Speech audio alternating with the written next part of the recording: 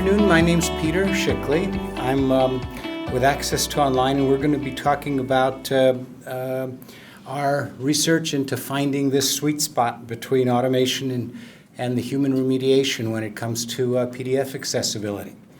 And we'll talk about what we found, what we think needs to be done to improve things, and then we'll conclude with an offer to help do so.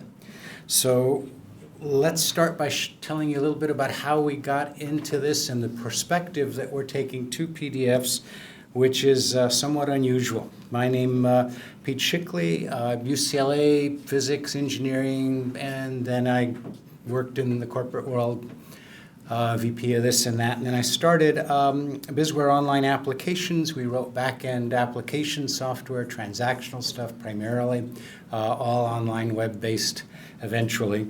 And we wrote one called eTaskboard, which automates the task management online for the virtual workforce, people who are outsourced, teleworkers, people who get tasks, do them at home. Management needs to know what's going out of the 1,000 tasks that are open. So we were looking for a market for that, and we were looking for people who had a certain level of either dislike of commuting or they had a serious commuting problem. We decided that inmates at prisons have a very serious commuting problem. And so we established a joint venture at the Coffee Creek Correctional Facility in Oregon. It's a state prison for women. And we taught them how to audit and analyze websites for accessibility. And that's where we're coming towards PDF. At that time, 2 years ago, we really were not involved with the PDF world.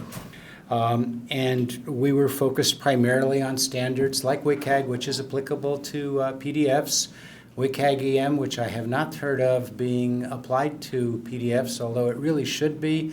It was written to be. It was written by the same W3C folks who brought us WCAG, and it's very useful in that it's a methodology by which you can determine what out of a huge online presence needs to be audited for at least the first cut. So if you're faced with our thousands of documents that are already online, thousands of web pages, where do you start? This gives you the methodology to do that.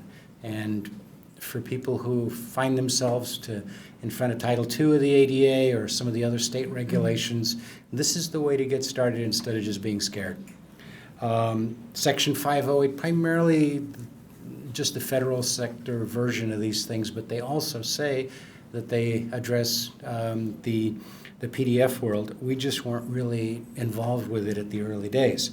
We started with things like to become certified trusted testers, which is a rather rigorous 6-month training program that the Office of Accessible Systems and Technology puts together. There's a 1-week final you got to score 90% on. It's rather intensive. But what it taught us and what we brought to the party to follow was a highly structured methodology. It has 81 objective, reliable, standards-based test criteria. With the feds particularly, there's a lot of money on the table from somebody who can check the Section 508 box or not. So they want that to be done in roughly the same way, depending on which analyst is doing it. So we went through that. There's also the International Association of Accessibility Professionals. They've got their web accessibility professional certification. So we collected a bunch of those things, got rather good at what we're doing. And then as part of that, of course, we picked up all the tools that we thought could help us, okay? Things that could help us analyze the markup on a page, all the dynamic content that can appear, CSS, JavaScript, things like that. Looked at things that could do anything related to productivity or process automation, quality assurance, and then site-wide stuff like Site Improve and Muncedo. You've probably heard of those guys because they also do PDFs. And then what kind of management reporting can we do? Because a great many of our clients were still kind of struggling with accessibility. They were very talented web designers, but they did not have the focus or the specialty, so we had to give them instructions matching their workflow. So there were tools for helping us to do that. So we felt that we had found the sweet spot between automation and analysis, and that was to empower the analyst, not to replace her. And then along comes some of the agencies, particularly the government agencies, came to us and said, you guys should really get into PDF remediation as well. So about January of this year, maybe December, we started to take a look at that more seriously, and we started looking, what's out there for standards. We found, as you can see, quite a few that sometimes they're just this similar name for the same thing. Sometimes they overlap, sometimes they conflict. We had to navigate through that. What we found also was that there was much less structured testing, much less of the objective stuff, a lot more subjective expertise where someone who's just done it for a long time knows how to do it. They will do the remediation as part of the work to be done. Not that much analysis going on. It's usually just in and out and back out with the PDF document. But that was the area where we were surprised. The things that we call VPATs, voluntary product accessibility templates, kind of like canned methodologies to make sure you get that objective analysis and remediation. We didn't find a lot of that. Okay, maybe it was we didn't look far enough, but that was what we came up with. And then we went into, what are the tools that can help us to get good at this? What we were after is the same as with the web. Things like quality, productivity, all those things that you saw on the previous slide. And we looked at things like Adobe, and we found DC was much better than XI, and there's progress there, and actually quite a few helpful tools right out of Adobe. And then we looked at the kinds of tools that we saw in the web world, which we found Access 4 and Common Look were similar in that regard, in that there was features designed to help us with that. We did not find quite as many features as we'd hoped for, and we'll get to a slide where I go through actually 3 slides of the kinds of things we thought were missing. But the biggest problem that we found was that they were difficult to deal with. We found that there's quite a bit of confusion between whether a company is a software company or a services company. Companies like Common Look will be on the lookout not to sell to remediation providers, service companies like us, because it competes with their service department, which translates into a difficulty on the part of the agencies that sent us on this quest, because they told us that puts them in a situation where if they need a lot of work to be done and they can't go to a service bureau because that service bureau won't be using the tool they're familiar with, then their only option would be to go to that outfit and have them do the remediation at whatever capacity and cost that was available. So we also looked at places like open access technology. Lots of good features on theirs. They're kind of a per-page remediation service, so they'll do the core capability. They were reasonably priced at $8 a page, but you're still in that mode where you're sending something to someone, getting it back, instead of being able to do it right at your desktop with the tools and deadlines that are facing you. We found several that were very large PDF document management services where accessibility was just a small part of a very large value proposition. The large part meant that places like OpenText, which is I think they got like 20,000 employees, they were like $26 or $28 a page, and that kind of thing is really hard to translate into the kinds of work that we do with web pages, which are a small fraction of that. So our conclusion was that, compared to the web, we did find some reasonably useful features. I'd say Common Look was probably the most feature-rich tool that we came across, and if they had a way to make it available to the service folks, then that might become a standard. But at the moment, I don't think that's an option.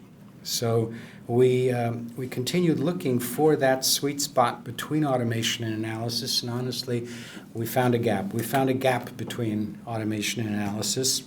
We found things like with tables, okay? That's probably where we should start because it's where I think the biggest hiccup was.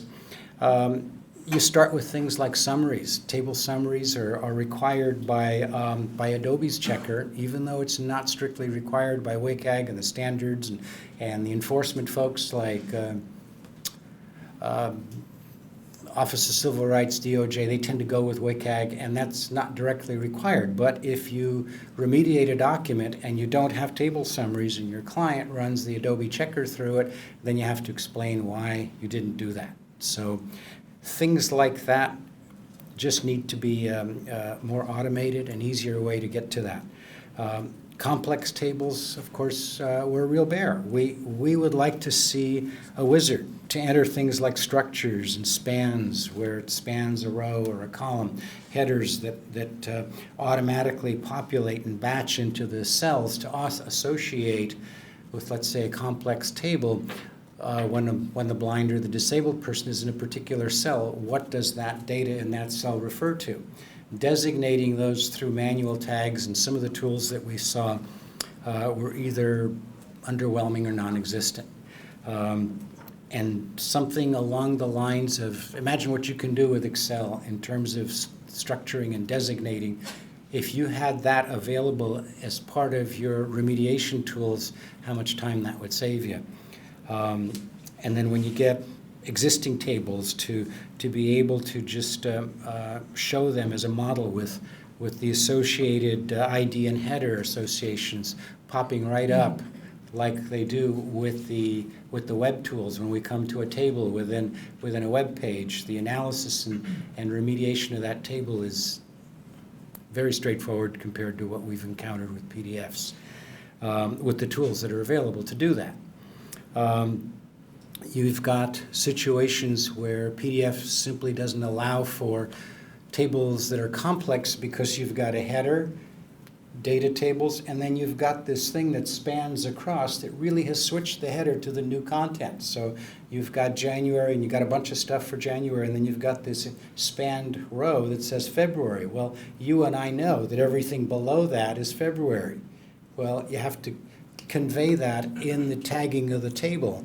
And in PDF, the simplest way to do that is just to split the table at that point, because you really are dealing with two tables. You're just displaying it for our purposes in a more compact way.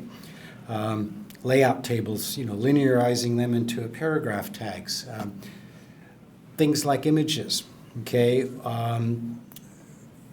We would like to see something like what you get with web pages, where you can go through and see the tags for the images, the alt tags, your alt descriptions, and then you can see that in one separate table. You've got, in the case of PDFs, you may have 100 pages. What if you had a table that showed all the images, all the alt descriptions? You could click to the image that you're talking about, extract the ones that you feel need to go to a domain expert for the alt description because it's either very complex or you don't really know what the image is about. So managing the images in a summary table would have just saved us tons of time.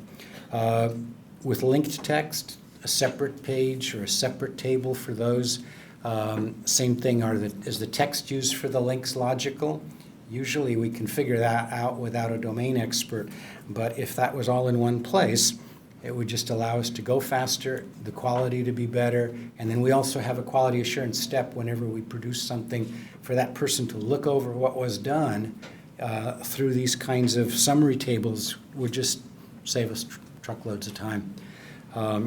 When you progress through a PDF like Adobe's set alternative text, if you could do that with links, that would just be such a time saver. Content order versus tag order, that's a typo. Allow the user designation despite the Z order problem where things disappear. We can fix that. with page spans to be able to just lasso and tag as a single paragraph.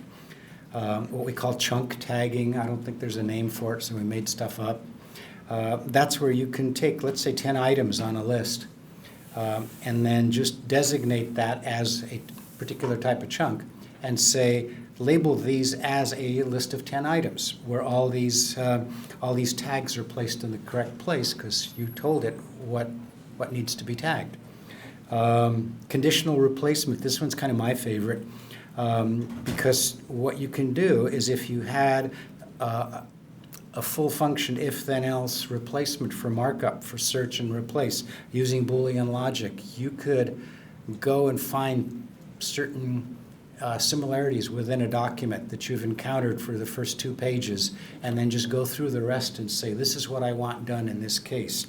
For, let's say, certain types of headers that you can identify. Just go and identify all the headers using what you've just discovered about how they do it in the first 2 pages. Things like span function designations. You've got underline, strike through, all those things that if it conveys meaning, it's not just aesthetics. There's certain tags that are required by accessibility to inform the screen reader. Well, if I had a way to just designate that by just start here, end here, and give it that designation, that would serve to save a lot of time as well. And then, of course, at least a dozen undos and redos in what you're doing as you go about doing things. So those are the features. And then we said to ourselves, other than just taking pot shots at what the features that are missing would be, what might a whole system look like that we could use, okay? And if we go down that road, we cooked up the name Integrated Accessibility Manager, for lack of a better term, but it would be a separate file, okay? So you've got an aardvark PDF, your 100 pages you're working through, and next to it you've got an aardvark underscore A11y.pdf, or some other way to designate it. Could be a docx or an HTML, doesn't matter. But in that separate file is where you're keeping your support tables, things like those image tables for the whole document, the link table for the whole document. All of those support information is kept in the underscore AYY.pdf, and they travel together. Okay, so that also includes staff maintenance instructions. As you're analyzing and remediating, you're going to come up with, first of all, if you can, you'll find the source document, and you'll get that DOC or InDesign or even just words that say, go to Ernie, he runs the SQL Server database that produces these things. That's where you go to make your changes to this document, instead of taking a copy of, let's say, a court proceeding and then making the changes there and then having that overwritten by the database each time. So there's these things tend to come from families and templates that should be part of the remediation deliverable. And since you can't really stuff all that into the PDF document, that's where this Integrated Accessibility Manager could come in. When we do our work, we like to see alternate editable views of the web page. That would also be what this could be used for PDFs, things that say, just show me the same PDF, but only with this kind of markup or that kind of markup, depending on what it is in terms of accessibility that we're looking for. We could even have libraries of ARIA-like custom tags that explode to sets of markup that are put into a PDF document without us having to produce all those tags ourselves. It would have a transaction log that says, here's who did what in terms of maintenance, the version control that I know that a lot of you guys have in the documents that you use. That could be there from an accessibility standpoint in particular, so that you would have audited or remediated by Access to Online on January 1st with the following notes, okay? And then you'd have certain things that you know have been verified as accurate tags.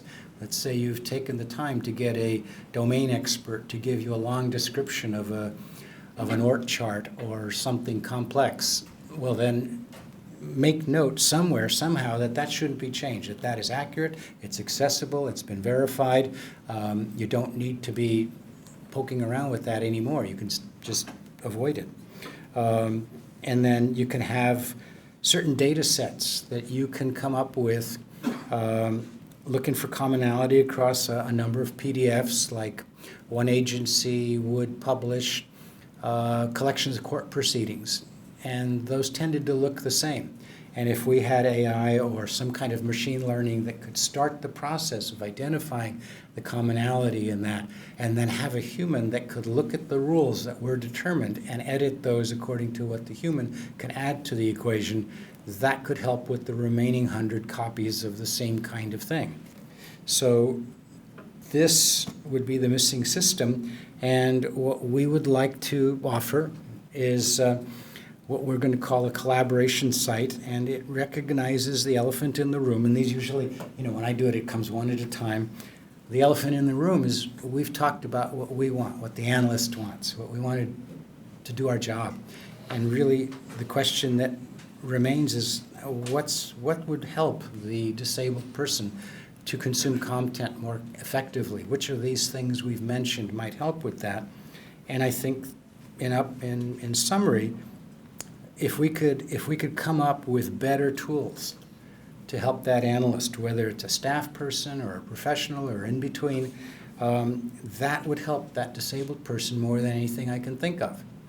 And so what we're proposing is a collaborative development support site. We can do it at that pdfaccessibilitysoftware.com. We'd be happy to move that to somewhere else, perhaps part of the PDF Association if they're willing. This would not be part of our business as much as an initiative that we'd like to provide for the community. Remember that we're not PDF experts, we are accessibility experts. We know a fair amount about the web, but what I'd like to see collected there is the requirements for the kinds of tools that anybody needs to have accessibility work correctly. And in the course of having all these conversations with all these tool vendors, I believe there's motivation to produce something that is truly useful for the analyst, things that answer all those requirements that I mentioned earlier and a bunch that didn't fit into the slide presentation, and then to make that available in some reasonably affordable way to all of the folks that are serving the disabled community, to kind of replicate what we know exists on the web. We'd like to see something like that, close that gap between automation and the human analyst. So if we can, we would like to help arrange that. We cannot build the tools, so we don't have a competitive position in that. Our situation within the prison precludes us from writing software, at least at the moment. So this would really be, as I said, to encourage that cooperation that I think needs to take place. And in conclusion, like I said, I don't think we have a sweet spot that we went looking for between automation and the analyst. We have that gap instead, and we can't fill it. We'd like to do so. So we're going to see if we get the kind of support for that concept to put in the effort to help make it happen, and that'll depend somewhat on what you guys have to say. So questions, comments, ideas, condemnations, whatever you'd like. I try to finish these with enough time to come up with those. If not, that's how you reach me. So questions, comments, closure? Thank you very much.